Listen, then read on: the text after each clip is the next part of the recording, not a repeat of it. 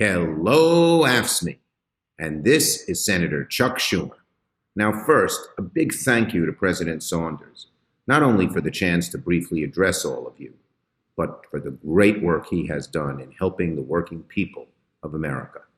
And I hope all of you are safe and healthy during your virtual international convention. We all know it's been a long and difficult road this year for working families across America and around the whole world. But I first want to begin by saying thank you. Thank you for all the work you do, even in the face of this terrible COVID-19 pandemic. I know your dedication to the job. Your jobs are so important. And sometimes other people in government pick on our federal, local, and municipal workers. It's just not fair. And you still go forward and do what is so needed to do, particularly during these times. And we don't know when things are going to return to normal.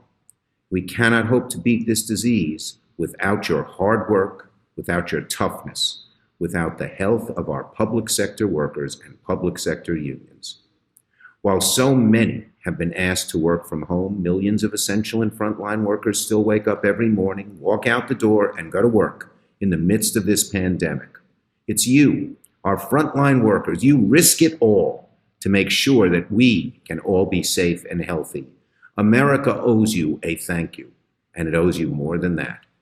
I promise that as long as I'm in the Senate, I will never stop fighting for you, especially during these troubled times.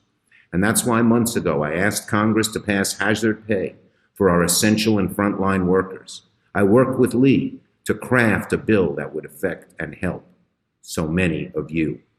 It's why I urged for months and months that Congress pass funding for state and local governments. And I want to thank AFSCME. You've done an amazing job pushing for funding in recent months. And we are fighting the Republicans right now, and hopefully we will beat them. No matter what happens in the years to come, I'll always keep fighting for your right to a fair wage, to affordable health care, to collective bargaining rights, workplace safety, and decent pensions. Over the last few weeks, as we fought for the latest round of COVID legislation, unfortunately, Senate Republicans made clear that even in the face of the pandemic, they will side with corporate interests over working families. Can you imagine?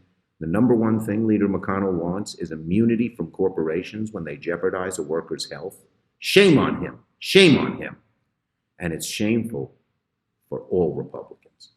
Democrats will hold their feet to the fire to make sure that as long as this crisis continues, we will not falter in our commitment to the American people and to our public service workers.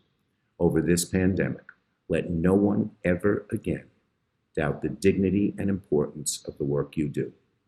I hope we can see each other in person again very soon, and until then, stay healthy and safe wherever you may be.